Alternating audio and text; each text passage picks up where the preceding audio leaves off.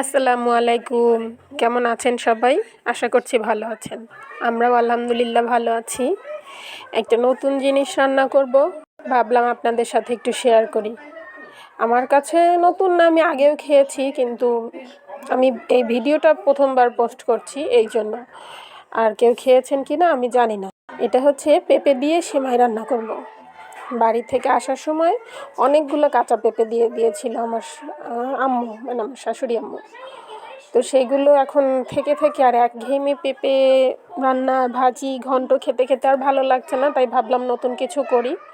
তো সেই জন্য পেঁপেটাকে ধুয়ে পরিষ্কার করে নিয়ে তারপরে খোসা ছাড়িয়ে গ্রেটার দিয়ে একদম মিহি করে এই যে কুচি করে নিয়ে, এবার এটাকে সুন্দর করে একটু ধুয়ে পানি ঝরিয়ে নিয়ে আবার আমি এখানে একটু ভাপ দিয়ে নিব। কারণ হচ্ছে যে পেঁপেতে একটু কষ কষ খাড় খাড় জিনিস থাকে, এটা যদি দুধের মধ্যে দিলে দুধটা ফেটে যায় সেই ভয় থাকে।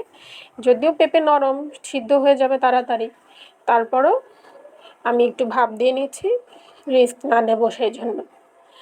তা একটু যখন ফুটে আসবে তখনই আমি এটাকে, মানে পুরো সিদ্ধ করতে হবে না, একটা বলক আসলেই হবে, তখন আমি এর পানিটা ছেঁকে নেব।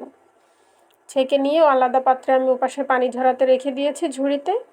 আর এখানে আমি দুধ জাল করে নিচ্ছি। এখানে দুধের মধ্যে আমি হচ্ছে পরিমাণ মতো চিনি, যদি কেউ কম বেশি মিষ্টি খায় সে সেইভাবে দিবে, একটু লবণ আর হচ্ছে একটা এলাচ, এক টুকরা দারচিনি দিয়ে দুধটাকে বেশ 10 মিনিট ধরে ফুটে নিয়েছি। নিয়ে এবার ওই যে আমি পানি ঝরানোর জন্য রেখে দিয়েছিলাম, সেখানে পেঁপে যেহেতু অনেক পানি এর মধ্যে থেকে যায়, একদম হাত দিয়ে নিংড়ে সব পানি বের করে ফেলে তারপরে আমি দুধের মধ্যে দিয়ে এটাকে এখন রান্না করব। প্রথমে আমি প্রায় অল্প আঁচে 10 মিনিট ধরে দুধটাকে জাল করে নিয়েছিলাম। আবার এখনও হিটটাকে আবার কমিয়ে দিয়ে পেঁপেটাকে আমি রান্না করব। একদম এর ভিতরে মিষ্টিটা ঢুকবে এবং মোলায়েম হয়ে যাবে যখন, ততক্ষণ পর্যন্ত। আর একটু খেজুরের গুড় দিয়ে দিচ্ছি যাতে এক্সট্রা নতুন একটা ফ্লেভার হয় খেজুরের গুড়ের, সেই জন্য।